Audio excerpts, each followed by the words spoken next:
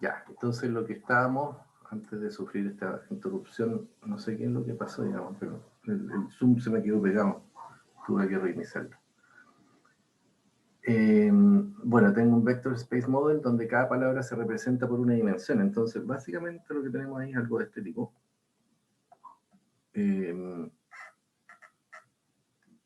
¿Cierto? No sé si se acuerdan, digamos, de ese diagrama que teníamos. Entonces, cada palabra está representada por una dimensión. Así que un documento, una sentencia, por ejemplo, es un punto en ese espacio. ¿Ya? Entonces, desde el origen, uno hace algo de ese tipo. Dice, ese puntito que está ahí está representando a mi documento. Ese es el supuesto básico. Entonces, ¿qué problemas tiene eso? Problemas que aparecen ahí tienen que ver con que, por ejemplo, supongan de que tenemos dos sentencias. ¿Ya? Y en una de esas sentencias yo uso sinónimo, sinónimo, ¿no es cierto? Entonces, en una uso laptop y en la otra sentencia uso notebook. Y si se fijan, el significado de ambas sentencias es prácticamente idéntico. ¿Ya? El mismo, no cambia. Por eso aparece ese símbolo ahí. Sin embargo, como usé palabras distintas,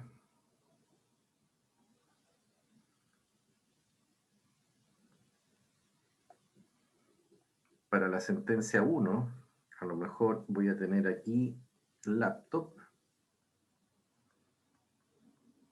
y la sentencia 2 va a tener, la palabra 2 va a ser notebook.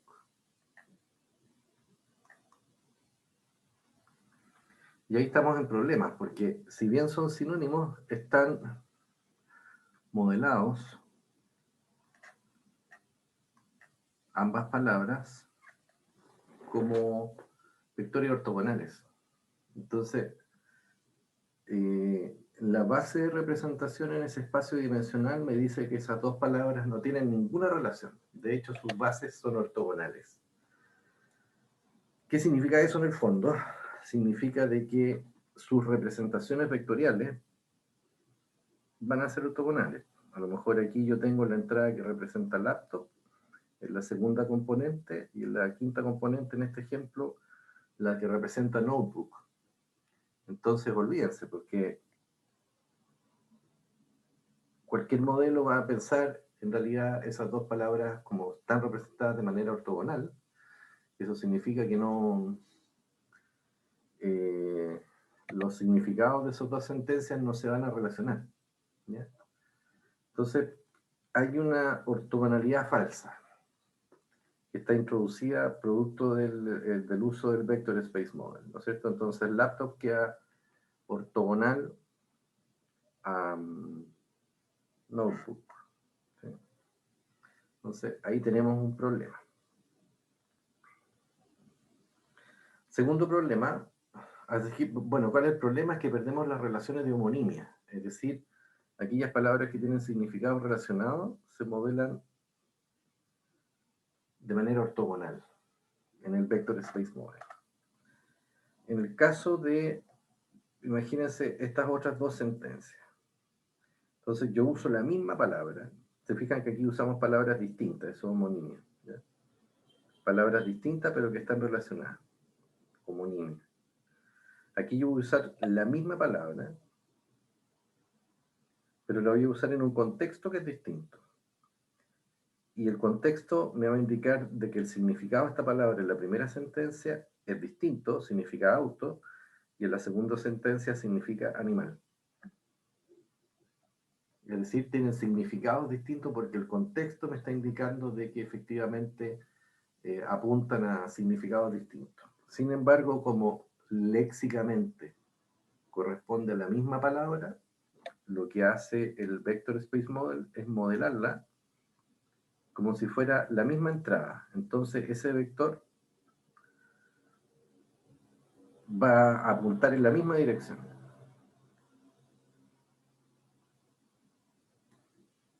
Ya que esas dos palabras que tienen significado distinto, pero que está escrita de la misma manera, no no son detectadas ni son modeladas en el Vector Space Model. ¿Ya? Entonces ahí tenemos un problema. Eso lo podemos llamar el problema de la polisemia.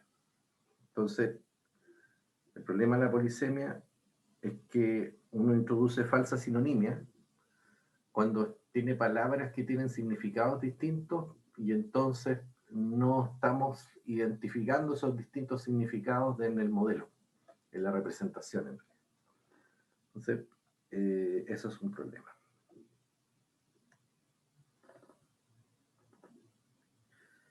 Entonces, la idea es que el contexto en realidad es el que determina la representación. El contexto de la palabra determina su representación. Porque el contexto, es decir, las palabras que la rodean, por ejemplo, si la palabra es usada en una sentencia, es ese contexto el que indica cuál es el significado de esa palabra. La palabra tiene un significado que está condicionado al contexto en el cual esa palabra se usa. Eso es muy importante. Por ejemplo, supongan que tenemos esta sentencia clásica, digamos que es de Quick, Brown, Fox, James. Es clásica en text mining, ¿ya? Siempre se usa la misma, ¿ya? En donde tengo una palabra objetivo que es brown, que es la que está en azulito, y tengo esas otras 4 palabras que la rodean, que están ahí en blanco, ¿ya? De, quick, fox, and jams. Entonces, esas 4 palabras que son el contexto, rodean a esa palabra objetivo, y por lo tanto, me están indicando cuál es el significado que tiene la palabra brown en relación al contexto en el cual se usa. ¿Qué es lo que vamos a hacer? ¿Cuál es una primera enfoque para construir una representación automática de texto? Los skipgrams, que fueron también conocidos como Word2Vec, probablemente es la primera representación exitosa de palabras, propiamente tal. ¿Ya? Palabras. Es decir, en lugar de construir una representación para un documento y usar las palabras como descriptores, lo que vamos a hacer es construir una representación para las palabras. Es una vectorización de palabras. ¿Ya? Entonces, en ese esfuerzo, digamos, vamos a vectorizar palabras. Ese va a ser nuestro objetivo. Entonces, miren acá abajo.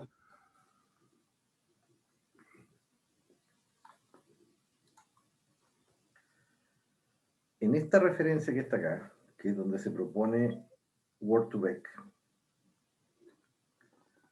que es un paper clásico a esta altura ya en text mining, cumplió 8 años, ¿no? Ese trabajo, es de 2013 de NIPS. Lo hizo la gente de Google. La gente de Google después hizo Google Brain, pero hace tiempo estaban en Google Mountain View, pensando en este tipo de problemas y propusieron eso en NIPS. ¿Cuál fue la idea de ellos? Dicen, si yo quiero tener una vectorización a nivel de palabra, para abordar la problemática que tiene el Vector Space Model, de que introduce todos estos problemas, los 2 problemas que mencioné, la homonimia y la falsa sinonimia, vamos a entrenar una red neuronal. Entonces, le vamos a pedir una red neuronal que resuelva una tarea. Y esa tarea va a consistir en que aprenda a predecir, dada una palabra objetivo, cuáles son las palabras más probables de usar como en el contexto de esa palabra. Por ejemplo, si tengo por acá una consultita, desambiguación. Sí, más adelante va a aparecer el tema de Word Sense Disambiguation, sí, el WSD, ¿no es cierto? Lo vamos a ver un poquito más adelante. Pero claro, este es un primer paso para poder llegar a desambiguación de palabras. En rigor no lo cumplen tan bien porque al final, bueno, es como hacer un spoiler, pero básicamente van a tener un vector por palabra, así que igual van a quedar atrapados en ese problema. Pero sí van a lograr tener otras ventajas, que es, por ejemplo, poder incorporar el contexto en la representación de la palabra. Ya, entonces lo que hacen es lo siguiente. Dicen, le voy a pedir a esta red, entonces, que es una red feedforward, ¿cierto? Que le voy a mostrar a la entrada unas palabras, que son las palabras objetivo, la palabra que está en azul, brown, por ejemplo. Y quiero que esta red aprenda o me dé sobre el vocabulario completo cuáles son las palabras que con mayor probabilidad pertenecerían al contexto de la palabra que le estoy mostrando en la entrada. Entonces, yo quiero que me aprenda cuál es la probabilidad de esa palabra y de esa palabra.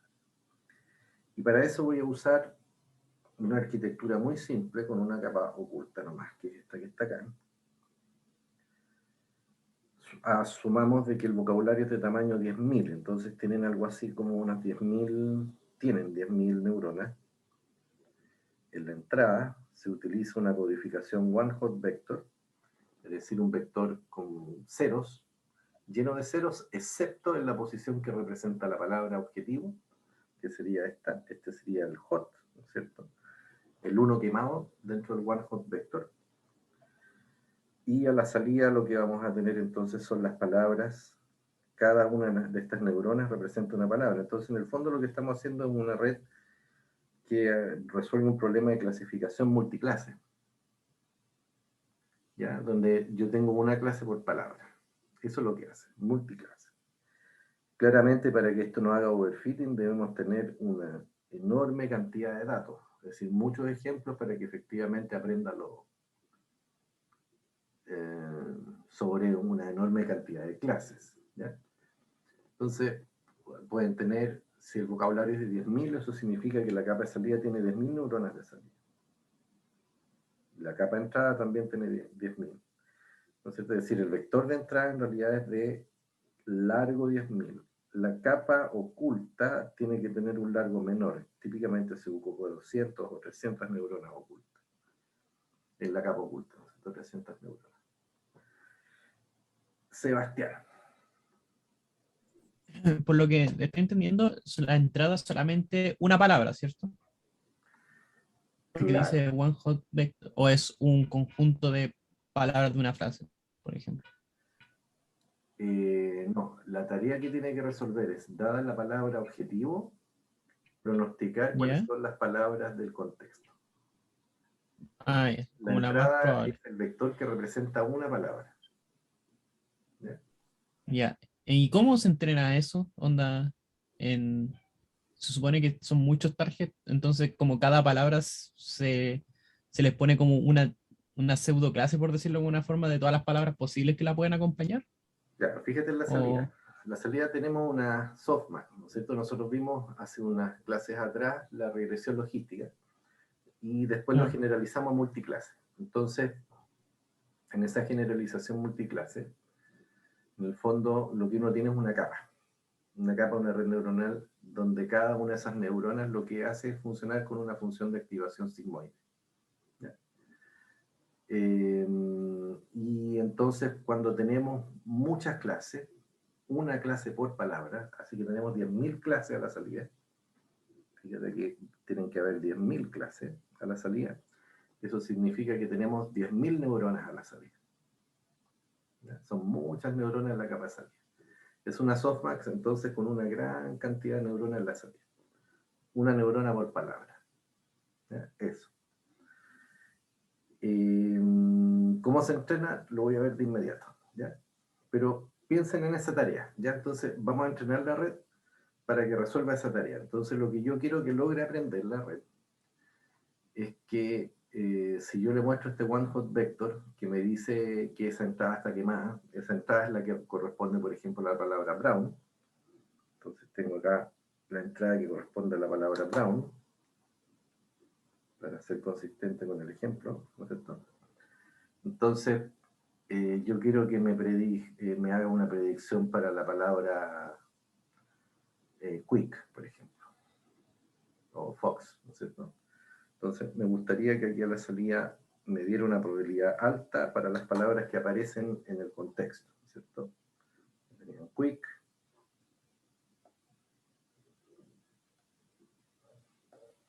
y el otro que aparecía era Fox, ¿no? A lo mejor por ahí abajo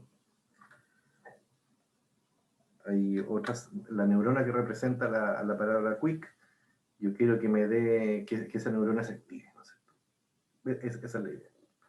Entonces me dé un valor muy alto a la salida. Ese es el objetivo, ¿ya? Entonces, bueno,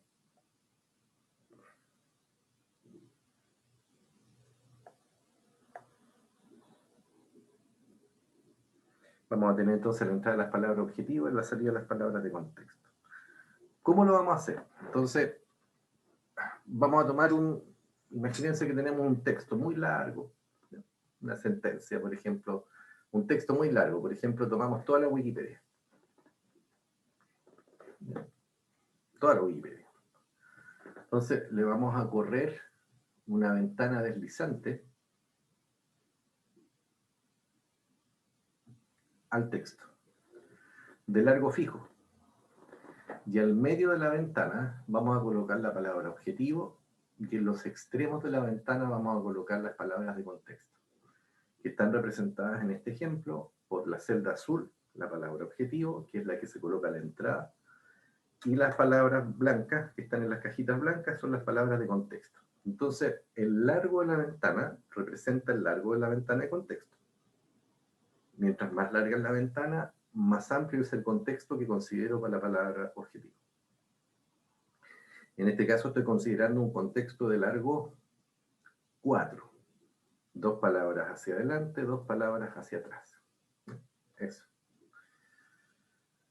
Bueno, aquí hay como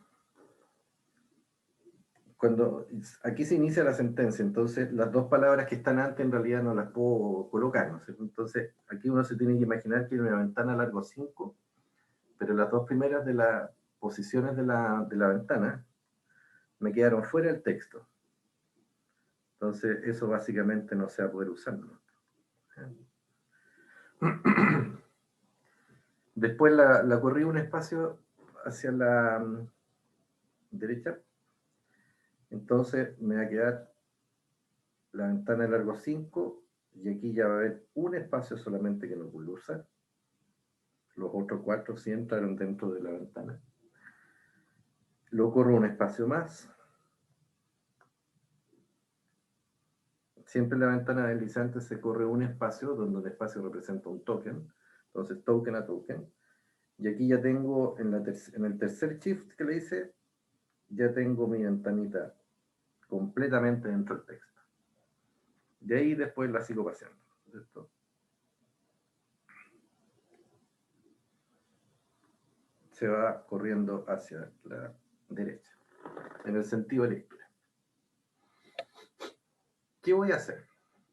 Voy a armar unos pares de entrenamiento, que son bigramas en rigor. Entonces voy a colocar a la entrada la palabra objetivo y voy a colocar cada palabra del contexto de la ventana en la salida. Entonces voy a generar varios pares.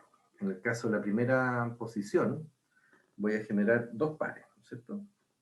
Este con este y ese con este. En el caso de la segunda posición, sería ese con ese con ese y ese con ese. En el caso de la tercera, ese con este, ese con este, ese con este y ese con este. Y en el caso de la cuarta, ese con este, ese con este, ese con este y ese con este. ¿Lo ven? Entonces me quedan 2 ejemplos, después me quedan 3 pares, después me quedan 4 pares, después me quedan 4 pares. En estacionario, es decir, cuando la ventana siempre está dentro, captura texto, siempre genera 4 pares. El primer par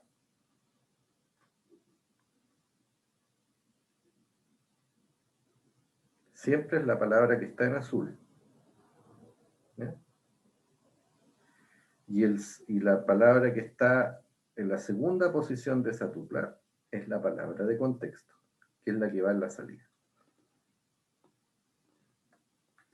Entonces, si uno tiene un texto muy grande, podemos generar muchos pares de palabras relacionados.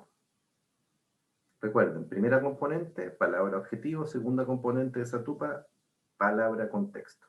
¿Ya? Entonces, si uno tiene un texto muy grande, imagínense toda la Wikipedia, voy a tener millones de pares de palabras que le voy a mostrar a la red. O sea, tengo muchos ejemplos de entrenamiento, así que el problema de overfitting hay que trabajarlo más bien con la parte de frecuencia de las palabras, porque hay algunas palabras que nacen muy frecuentes por la ley de Zipf, ¿ya? Pero eso lo vamos a ver un poquito más adelante en la clase. ¿Ya? Pero en términos de volumen de datos para entrenar la red estamos súper bien, porque de un texto relativamente corto me salen muchos ejemplos, muchos pares. ¿Ya? Ok.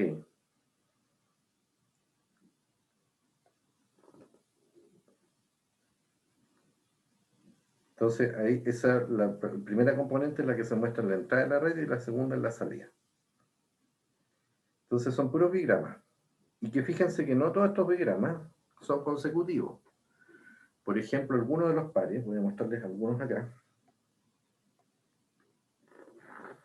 Brown and Jumps, por ejemplo, está ahí, no son consecutivos, porque es el salto de aquí para acá. ¿Lo ven? O D and Brown, Brown and D, tampoco es consecutivo. ¿Lo ven? Sí, porque la palabra se considera en el contexto si es que está dentro de la ventana. Entonces, no necesariamente ese bigrama es un bigrama de palabras consecutivas. ¿Ya? A eso lo vamos a llamar un skipgram. Es un grama saltado. ¿Ya? Por eso se llama skipgram. De ahí el nombre, skipgram. ¿Ya? Eso. Entonces, básicamente, esta red feedforward se entrena en base a skipgrams. Algunos de esos skipgrams son bigrams, ¿ya? Pero generalmente son skipgrams. ¿Ya?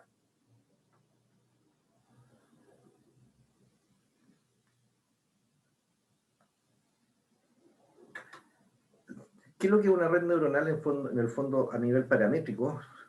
En una red con una capa oculta se representa con dos matrices.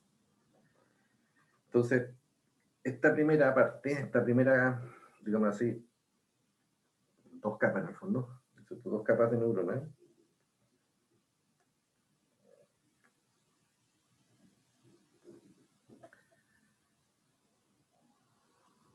es la que se saca de acá, del cruce de los one-hot vectors con la capa oculta.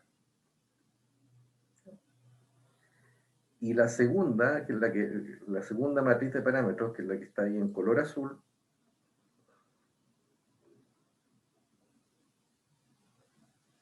es la que corresponde a los pesos que conectan la capa oculta con la capa de salida.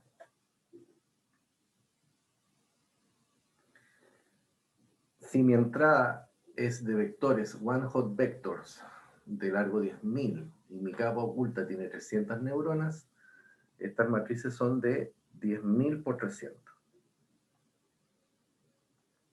10.000 por 300. 10.000 por 300. Y cada uno, por ejemplo, acá yo tengo fíjense que cada fila de la matriz naranja representa una palabra, codificada desde la entrada hacia la capa oculta. Así que si yo saco una fila acá, eso es un vector que representa la palabra. Es decir, la palabra está vectorizada en la entrada y también está vectorizada en la salida. Y los vectores tienen largo 300, es decir, van a tener tantas componentes como neuronas tenga la capa oculta. ¿Sí? ¿Lo tienen?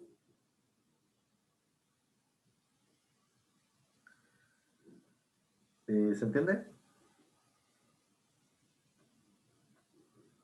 Ya.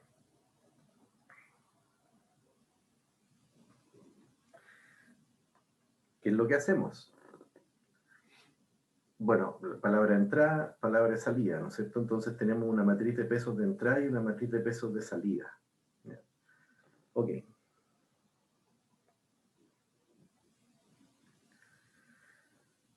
El problema que queremos resolver es que la red sea capaz de entregarme la probabilidad de la palabra de contexto condicionada a la palabra target, a la palabra objetivo.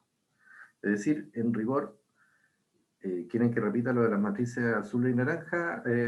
La matriz azul es la matriz de parámetros de la segunda capa y la matriz naranja es la matriz de parámetros de la primera capa. ¿Ya? Entonces, yo le pido a la red que resuelva este problema, que es un problema de, dada una palabra de objetivo, que me haga el pronóstico de la palabra contexto. ¿Ya? Es decir, dado el WI, que me diga cuál es la probabilidad de la palabra que está en la capa de salida, que sería la palabra que está aquí, digamos eso, ¿no?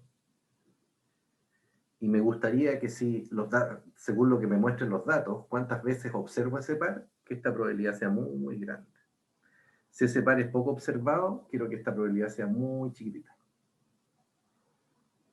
Entonces, en el fondo, lo que estoy aprendiendo es algo muy parecido a un modelo de lenguaje, que son transiciones entre palabras, ¿no es cierto? Dada la palabra objetivo, cuán probable es que ocurra o que observe la palabra del contexto. Está muy conectado con modelos de lenguaje. Vamos a volver a modelos de lenguaje neuronales en un par de clases más. ¿Ya? Y como es mediado a través de una softmax, la softmax, recuerden que es la extensión multiclase de la regresión logística que vimos hace algunas semanas atrás. Entonces, a mí me aparece la función sigmoide. Recuerden que la función sigmoide toma como objetivo, ¿recuerdan eso? El producto de la representación vectorial de la salida y la representación vectorial de la entrada. Quizás no se preocupen tanto de esto todavía, pero básicamente, si uno quiere entender bien esta ecuación, lo que me está diciendo es, tú tienes el one hot vector que representa la palabra objetivo y lo vas a multiplicar por ese WI. Por ejemplo, si este es el I, ¿cierto?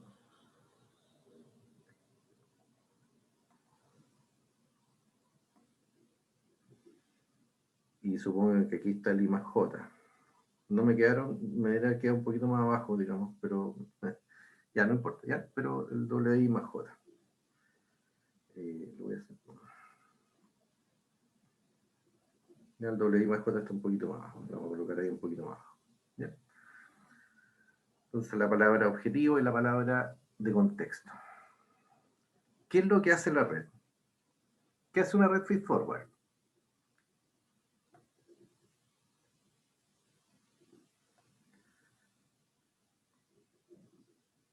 Toma esa entrada, lo multiplica, ¿sí? En el fondo, como este es un one hot vector, esto es equivalente a ¿qué cosa?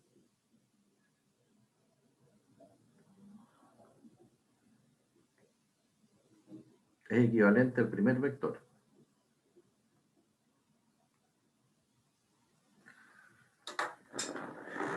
Multiplicar un one hot vector, es decir, un vector que tiene una entrada 1 y el resto 0, es equivalente a seleccionar la fila I de la matriz naranja. ¿Lo ven? Por esa razón se llama una lookup table, porque es, si tú me dices la palabra brown, yo voy a ir a la coordenada que representa a la palabra brown, al índice que representa la palabra brown, y voy a sacar ese vector. ¿Ya? Y ese vector va a llegar por aquí.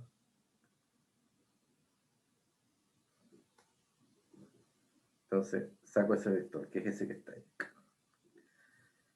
Y ese vector me va, ¿no es cierto? Por eso tiene largo 300. Este vector tiene largo 300. Cada una de estas componentes corresponde a la entrada para la neurona de la capa oculta. ¿Qué hace la neurona de la capa oculta? La capa oculta.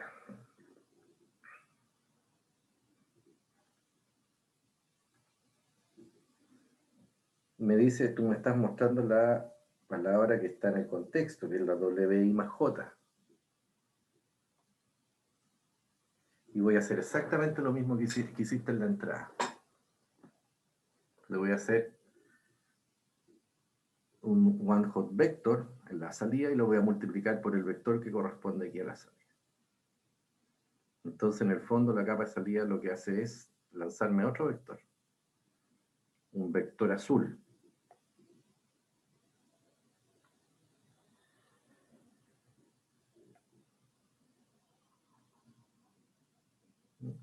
¿Lo ven o no? Porque esos Ws son one-hot vectors. ¿Ya? Eso es un one-hot vector que multiplica a la matriz de pesos de la capa que está representada por la matriz azul. Así que en el fondo lo que me queda es, estoy usando la capa azul, la matriz azul como una lookup table. Es decir, yo le doy el índice I más J y me saca la fila I más J de esa matriz. ¿Y qué es lo que hace entonces la red feed forward? Multiplica los dos vectores. Los multiplica. Eso es lo que hace una red feed forward. Multiplica vectores. ¿Ya? Eso es. Para que lo transforme en probabilidad, tengo que dividirlo por todas las otras posibles combinaciones. Es decir, tengo que hacer una suma sobre el vocabulario. Y entonces esta cantidad completa va a ser un numerito que va a estar entre 0 y 1. Y si yo lo hiciera, dado el WI, para todas las posibles neuronas de salida, tendría que la suma me tendría que dar 1. ¿Ya? Eso es lo que hace una softmax. Ya, ok. ¿Cuál es la función de pérdida? Básicamente, si yo quiero que la red neuronal me aprenda estas probabilidades de transición de target a contexto, lo que tengo que hacer es maximizar la verosimilitud de esas probabilidades. Es decir, que esas probabilidades aproximen bien a los datos. Entonces, para todos los datos que van a estar representados por la S aquí, son las sentencias, ¿no es cierto? El training, skip run. Para todos los datos que yo le voy a mostrar a la red, me gustaría que la suma de las probabilidades sea muy grande, porque eso es equivalente a maximizar verosimilitud. ¿Ya? Es decir, en el fondo mi modelo es veraz. Eso es lo que yo quiero. Que me aprenda efectivamente que las probabilidades altas tienen que ser consistentes con los datos. ¿Ya? Así que yo le muestro los datos y quiero que esas probabilidades sean altas.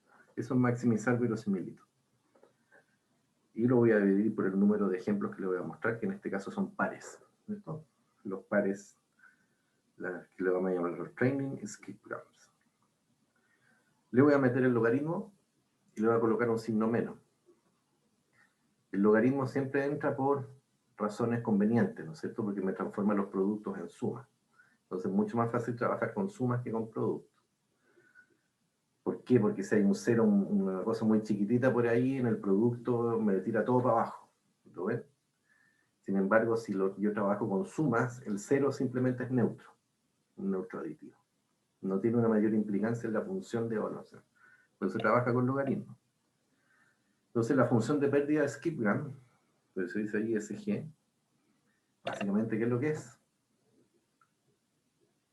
Entropía cruzada. Una cross entropy. Porque menos la función de verosimilitud, menos la log verisimilitud, es la cross entropy. ¿Eh? Porque este es un problema de clasificación multiclase. Así que eso es la entropía cruzada, en el fondo, lo que estamos calculando acá. Es una cross entropy. ¿Ya? Ya, eso. Así que con ese signo menos y con el logaritmo hemos transformado la función de maximización de verosimilitud en una función de pérdida, que es la cross entropy. Ya, entonces, después de que entrenamos, lo que vamos a hacer es quedarnos con esto o con eso. ¿Ya? Da lo mismo. Hay experimentos que indican de que es mejor usar la matriz naranja, otros que dicen que es mejor usar la matriz azul. ¿Y por qué queremos esos parámetros? Porque en el fondo ahí están los vectores de las palabras. Entonces, fíjense en la vuelta que nos dimos. Le dijimos a la red neuronal, resuélveme esta tarea. Que es una tarea de modelo de lenguaje, ¿no? Predecir transiciones entre palabras, de target a contexto. pero en realidad esa tarea yo no la voy a usar, no voy a usar la red neuronal para resolver esa tarea. En realidad lo que me interesa es cómo la red resolvió el problema. ¿Qué tuvo que aprender la red para resolver el problema? Entonces, esa es una tarea que es una excusa, en el fondo, técnica, que se utiliza para aprender los vectores de las palabras. ¿Lo ven? Entonces, yo entreno la red y después miro esa matriz azul o esa matriz naranja, le saco sus vectores y esos vectores los voy a usar como representaciones de las palabras. Son representaciones estáticas, porque la red se entrena una vez. Así que voy a tener un vector que representa cada una de las palabras de mi vocabulario. ¿Preguntas?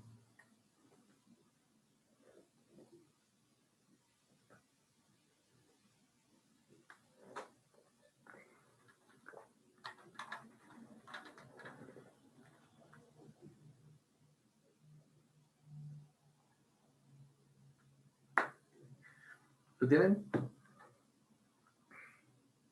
Ya. Genial. Entonces, Sebastián dice, nunca había visto los pesos de una red así. Siempre hay una primera vez para todo.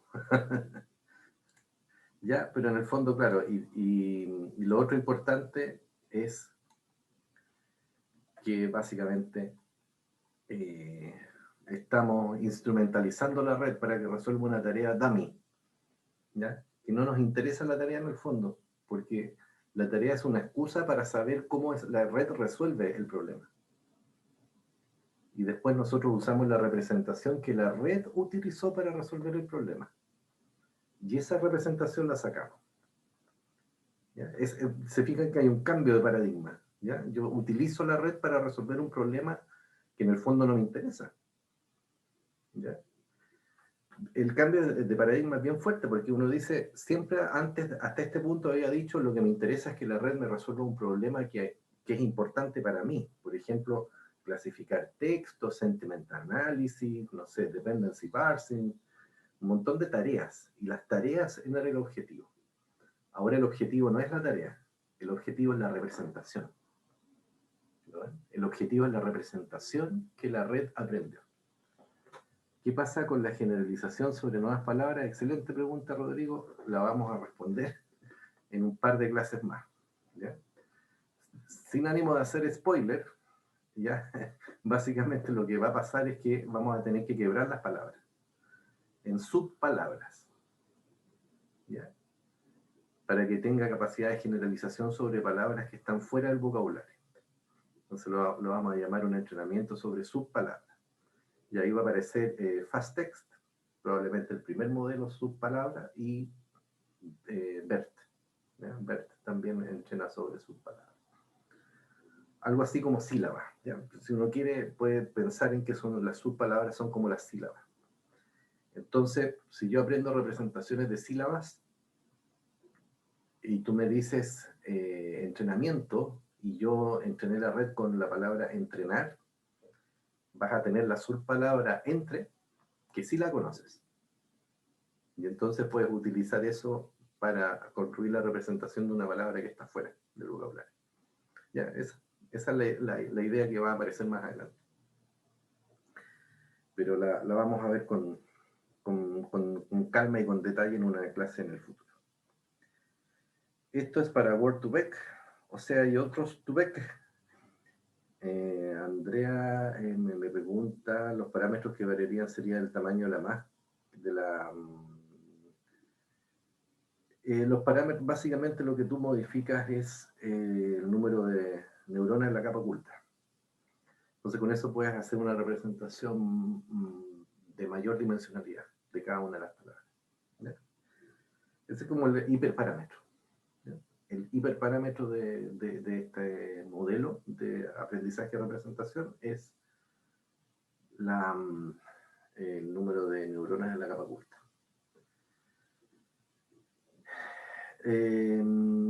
Sí, todo esto es un mundo, así que hay mucha información. Si más de alguien lo está viendo por primera vez, claro, se va a sorprender. pero nos vamos a ir familiarizando con esto a lo largo del curso porque lo vamos a usar, no lo vamos a soltar más, ¿ya? Así que las representaciones de texto las vamos a seguir usando hasta que termine el curso. Ya, miren, les quiero mostrar lo siguiente. ¿Qué es lo que aprende? ¿Ya? Entonces, déjenme mostrarles esto que me está diciendo acá. Ahí está la ventana deslizante, no sé, tablespoon of apricot jam, A. ¿Ya? Entonces, entre paréntesis cuadrados tengo mi ventana largo 5, con 2 palabras hacia adelante, 2 palabras hacia atrás, y la W, apricot, está representando la palabra objetivo. La tarea que yo le pedí a la red es que me diga, dada la palabra objetivo, y una palabra en contexto, que puede ser C1, C2, C3 o C4, hay 4 ejemplos en esa ventana, que me hagas el pronóstico de que efectivamente ese par está relacionado. Entonces, un par relacionado, le vamos a poner a ese par relacionado el signo más. ¿Ya? ¿Qué es lo que representa el complemento de esa probabilidad? El complemento de esa probabilidad representa de que el par no está relacionado. ¿Ya? En el fondo, 1 menos la probabilidad que me calcula la red es la probabilidad de que el par no esté relacionado. En rigor, ¿cuál es el objetivo de la red? El objetivo de la red es aprender si es que 2 vectores son similares o no. Entonces, lo que va aprendiendo es esto. Me dice, mira, si 2 palabras coocurren con mucha frecuencia en ventanas de contexto, eso quiere decir de que sus vectores apuntan en la misma dirección. Y si dos palabras no coocurren, eso quiere decir de que la probabilidad complemento, es decir, la probabilidad de que no estén relacionadas, es muy grande. Que sea muy grande quiere decir de que no son similares, es decir, apuntan en direcciones contrarias. Por ejemplo, este apunta para acá, y ese otro apunta para acá. No sé si lo habían pensado de esta manera, pero cada palabra ocupa un espacio en el espacio n-dimensional de la representación, que eso lo llamamos el word embedding, que en este caso tiene 300 componentes. Que sean entonces, que estén relacionadas y que sus vectores apunten en la misma dirección, quiere decir de que esas 2 palabras están representadas por coordenadas que son muy cercanas. Piénsenlo así. Entonces, si yo lo buscara en el espacio, en el word embedding, tendería a encontrar a los puntos, a las coordenadas de esas palabras muy juntitas. Y si fueran no relacionadas, es decir, no coocurren en ventanas de contexto, eso quiere decir de que sus puntitos van a estar muy lejos. Por ejemplo, aquí va a estar el puntito de una palabra y el otro va a estar en la dirección contraria, así que van a estar bien lejos. En el fondo, ¿qué es lo que está haciendo la red? ¿Cómo se llama juntar puntitos de datos?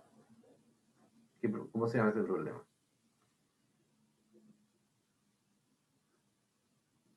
¿Qué está haciendo? Clustering, exactamente, muy bien, Sebastián. Clustering. Está haciendo clustering. Eso es lo que está haciendo. Entonces, tú le estás enseñando a la red mucho texto y lo que está haciendo es clusterizar los términos relacionados. Y los que no son relacionados los aleja. Así que es un algoritmo de clustering. En el fondo es un algoritmo de clustering. Fíjense que además es no supervisado. En ningún momento le estamos mostrando etiquetas. Solamente le estamos mostrando un volumen grande de datos, mucho texto. Así que es no supervisado. Un algoritmo de clustering, muy bonito, un algoritmo de clustering con redes neuronales. Lo que estamos usando entonces es una regresión logística para codificar la probabilidad. Entonces, ¿no es cierto? Porque en la arquitectura de la red a la salida tenemos la función de la sigmoide. Entonces tenemos una neurona con una función de activación sigmoidal. Esa función, ¿qué cosa hace? Toma el vector C, lo multiplica por el vector W, ¿no es cierto? En rigor lo hace justo al revés. Toma el vector W, que es el del target, y lo multiplica por el vector C, que representa el contexto. Y eso lo pasa. Esa es la función sigmoidal, ¿no es cierto? Que se expresa de esta manera que está aquí. Y que tiene entonces la propiedad de que por ser sigmoidal, su salida corresponde a una probabilidad. Me da un valor entre 0 y 1, ¿no es cierto? Pero muy bonito eso. Así que si le hago el complemento, me va a entregar la probabilidad de que las dos palabras no estén relacionadas. Eso es lo que hace la... Ya.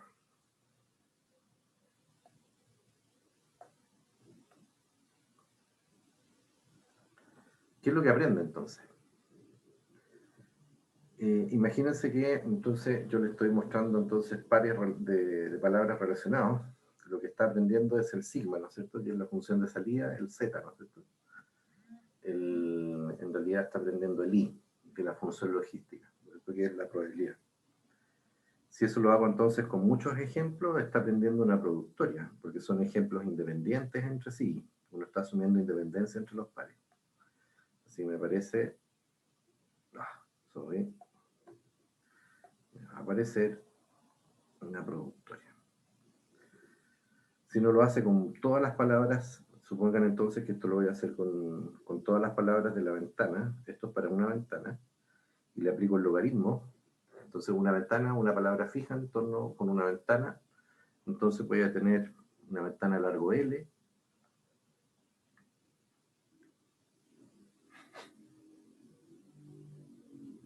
Aplico el logaritmo, entonces me va a quedar la sumatoria de los logaritmos. Siempre el logaritmo me ayuda a que la productoria se transforme en una sumatoria. Muy útil, ¿no? ¿Qué está aprendiendo entonces? Aprende vectores target y de contexto. El naranjito y el azul, que aquí está con verde y azul, ¿no? O verde y morado, una cosa así. Así que tengo un vector que representa una matriz de parámetros que está representando a las palabras de la entrada, que serían las target, y las palabras de contexto. ¿Ya? Ya, eso es muy importante. Y lo otro importante, no se vayan a confundir, el vocabulario es el mismo, tanto en la entrada como en la salida, así que en rigor, eso es lo que estoy mostrando ahí, ¿no es cierto? Que el apricot aparece tanto en la entrada, en la primera capa de la red, como en la segunda. ¿Ya? Con todas las palabras del vocabulario pasa lo mismo. Tienen representación tanto en la matriz naranja como en la matriz azul.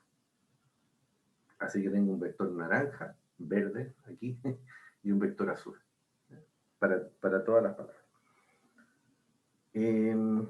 Ok.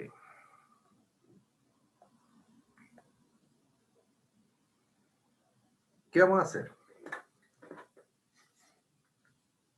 Tenemos el problema de la ley de Zipf. Porque si yo le muestro texto a la red, hay algunas palabras que van a ser súper frecuentes. Entonces esas palabras van a aparecer en muchos pares. ¿Se acuerdan de la ley de Zipf?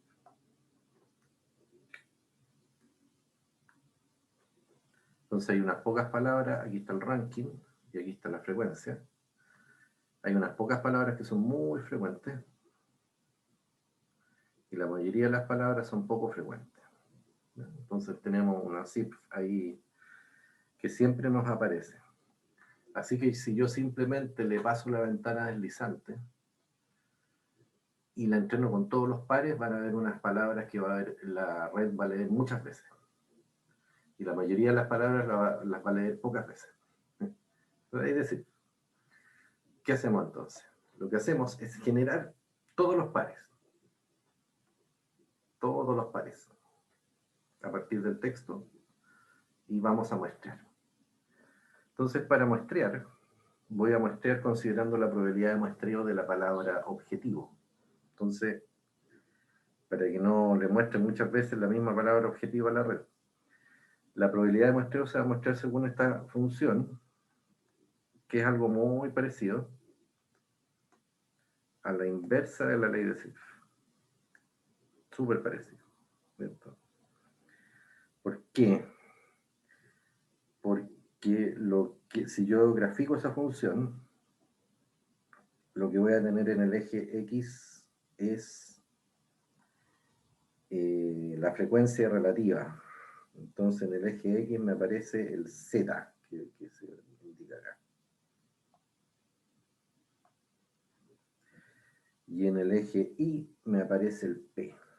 Eso no está indicado, así que es importante lo que estoy rayando. Quiere decir que las palabras que son muy frecuentes están acá. Más que la inversa, esto es prácticamente la ley de Zipf, ¿ya? Entonces van a haber unas palabras que son muy. Pero, no, está bien, es la inversa, fíjense, justo lo contrario. Es decir, se parece mucho a la ley de Zipf, pero justo hace lo contrario. Las palabras que son muy frecuentes, porque en el eje X se está representando la frecuencia, las palabras que son muy frecuentes aparecen acá.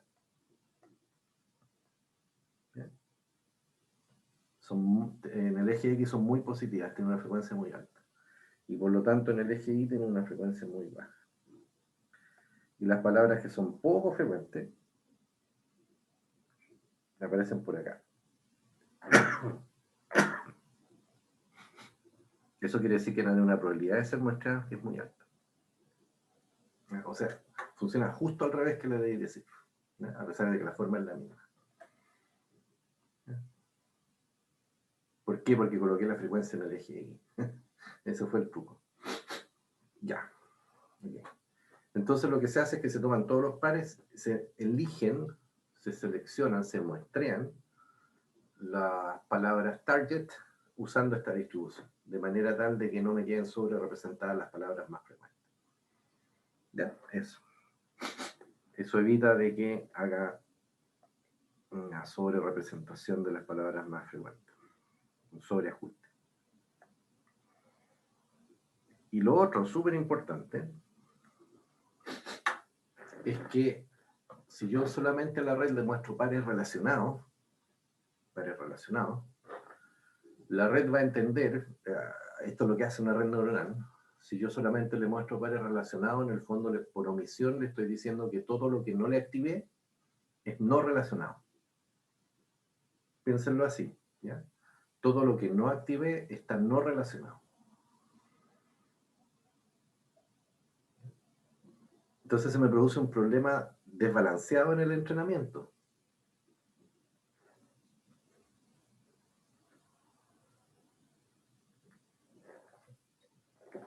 ¿Por qué? Porque van a haber muchos nodos de salida que no van a estar activados. Cuando le muestro un par relacionado con sus palabras de contexto, imagínense que el contexto son 4 palabras y el vocabulario es de 10.000. Entonces hay 9.995 palabras, tengo que excluir la palabra target, ¿sí?, que no están relacionadas. Así que en rigor, si yo la entreno así, solamente con pares relacionados, lo que aprende la red es a no relacionar, aprende justo lo contrario. Aprende los no relacionados, porque son muchos más. Entonces, para que eso no ocurra, voy a crear una segunda clase, que es la clase de pares no relacionados, o pares no observados.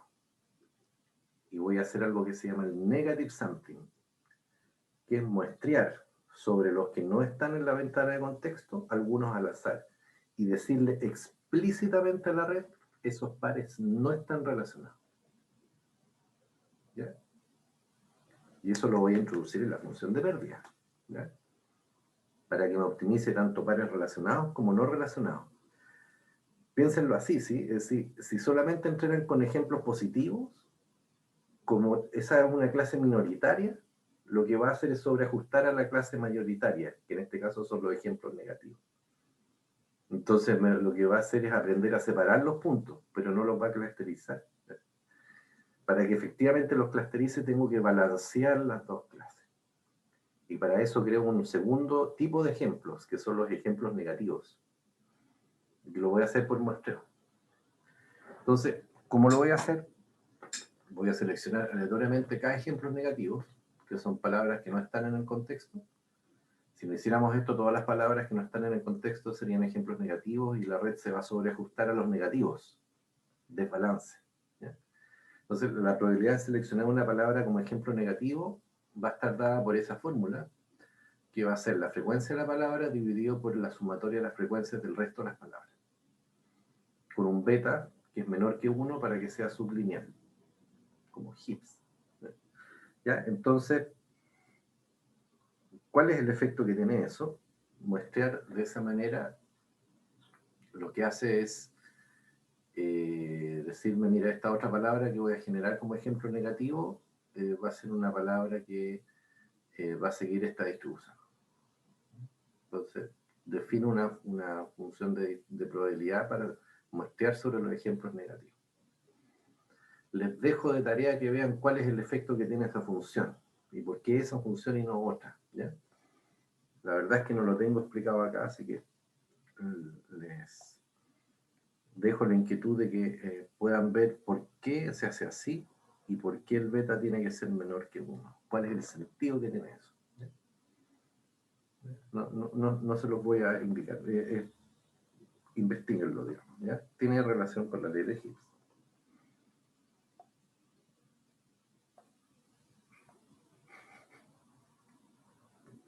Entonces, ¿cómo se entrena? En rigor yo voy a tener ejemplos positivos, target, contexto, y voy a tener ejemplos negativos, target, palabra que no está en el contexto. Y los voy a balancear. Es decir, si tengo 5 ejemplos positivos, de pares positivos, 4 en rigor, voy a tener también 4 negativos. Ya sé cómo va a ser como la idea.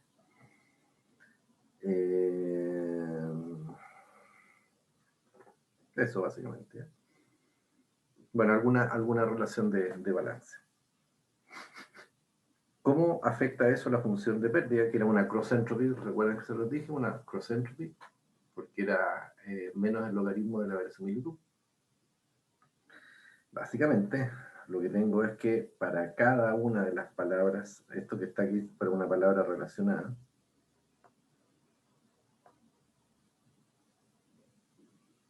palabra contexto, el contexto, voy a tener también los ejemplos negativos. Y se hace la productoria de los ejemplos negativos. ¿Ya? Entonces se entrena así, un par relacionado, con una palabra de contexto relacionada, contra el resto de las palabras no relacionadas. Si le paso el logaritmo, entonces para adentro me queda, esto es para un par, la sumatoria de todos los pares no relacionados. ¿Ya? Entonces cuando yo entreno con un par relacionado, tengo los otros ejemplos no relacionados, ¿ya? Que son todos los que demostré acá. Tenemos K no relacionados. ¿Ya? Y bueno, después esto es simple, porque un par no relacionado se puede expresar como pares relacionados complementarios, es decir, el complemento de los pares relacionados. Así que en el fondo yo lo paso por la misma softmax, es decir, enciendo las neuronas de las palabras no relacionadas y en la función de pérdida le coloco un 1 menos. De manera tal de que en el fondo le voy diciendo a la red, si me enciendes esa neurona, te castigo. ¿No es cierto? Porque es 1 menos la probabilidad.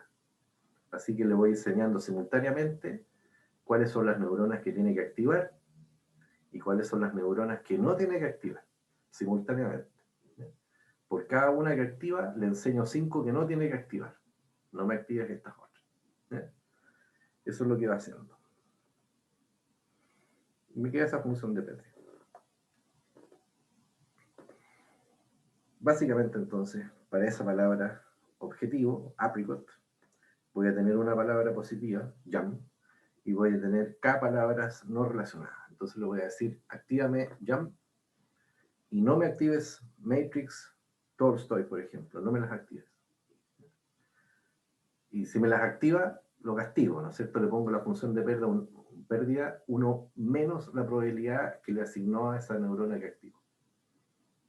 Entonces, la red va a ir aprendiendo que hay algunas que no las tiene que activar y hay otras que sí las tiene que activar. Entonces, la premio, ¿no? Eso es lo que aprende la red. Eh, y bueno, ¿cómo se entrena? Si uno quiere inventar algo de este tipo, lo que tiene que hacer es derivar la función de pérdida, que en este caso es la cross entropy, con respecto a los parámetros del modelo, que es el CPOS, ¿no es cierto? El CNEC y el W. Esos son los parámetros del modelo.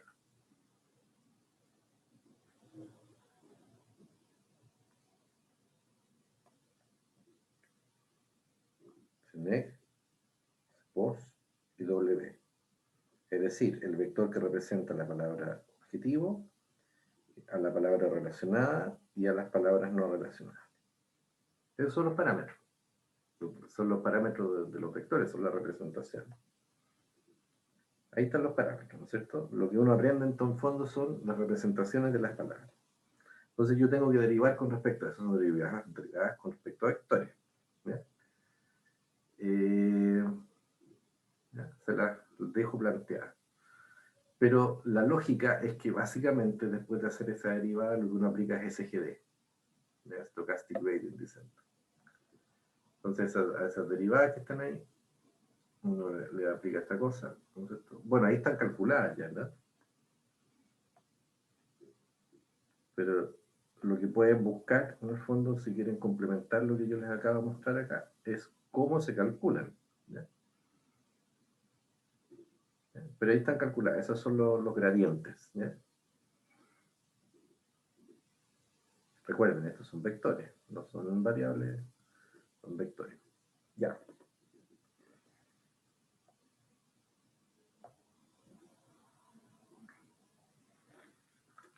Entonces, ¿qué es un word embedding?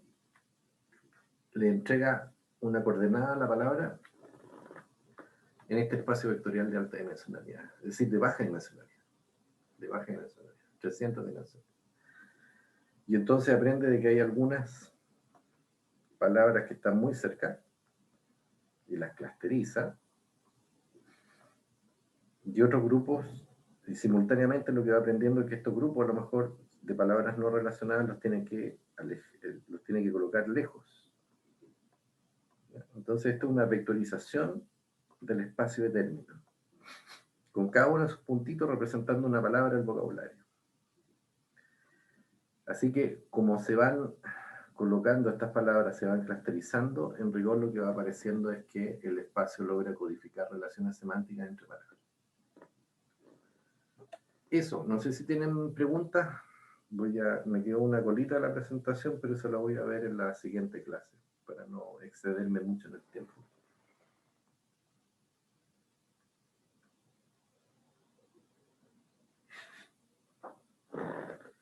¿Tienen alguna consulta? La profe, yo tengo una preguntita, pero sobre las presentaciones. Ya. No sé si lo dijo en un momento, me lo perdí. Vámonos, ¿en qué debería consistir con las presentaciones que tenemos que hacer? Son presentaciones cortas del paper, haciendo el ejercicio de que el paper lo escribiste tú. Ya, una Lo tienes presentación que más o menos presentar, de corta sería 10 minutos. 10 minutos, sí. Ya, De perfecto. todas maneras, voy a entregar unas indicaciones a través de aula, ¿ya? Ok, Para perfecto, que las gracias. preparen, por mientras lean, pero muy importante, eh, el ejercicio al cual se tienen que enfrentar es imaginarse de que van a presentar este paper que ustedes escribieron con mucho esfuerzo y sacrificio y encontraron estos fantásticos resultados y lo tienen que presentar en una conferencia internacional. ¿Ya? Entonces, tienen que ser muy convincentes al momento de presentar y tienen que, en un tiempo restringido, que eso es lo que pasa en una conferencia, te dan un tiempo restringido, 10 minutos, 15 minutos como mucho, pero 10 minutos vamos a usar nosotros. Tienes que ser capaz de convencer a la audiencia de que lo que estás presentando es valioso. Entonces, tienes que resaltar las contribuciones, que es lo nuevo, ¿qué hay de nuevo? ¿Ya? En lo que estás presentando, ¿qué es de nuevo en relación a lo que existía antes de que presentaras eso? ¿Cuáles son las virtudes y limitaciones también? Es muy importante de que uno sea bien humilde cuando presente. Entonces, que uno diga, que no traten de vender como que tienen una solución a todo, sino que un rigor. Todos los métodos tienen fortalezas y debilidades. Entonces tienen que estar muy claras también las limitaciones. Eso es como el enfoque. Lo más importante es el método, hacer una muy buena descripción del método, el diseño experimental y los experimentos, que son en el fondo los que validan. La validación sistemática del método está en la experimentación. Entonces todo eso tiene que estar muy bien presentado, tiene que ser muy consistente. Y tienen que ir al callo, así. ¿Verdad? Porque tienen 10 minutos. Entonces ese es el ejercicio. Ensáyenlo, ya es un muy buen ejercicio porque le ayuda a uno a fijarse qué es lo que es relevante y qué es lo que no es relevante al momento de presentar. Eso. De todas maneras, esto que les acabo de decir lo voy a poner por escrito para que les quede claro y con algunas indicaciones. Ya, pues, eso sería por hoy. Gracias, profe. Hasta luego. Que estén Profe, muy yo bien. tengo una pregunta, pero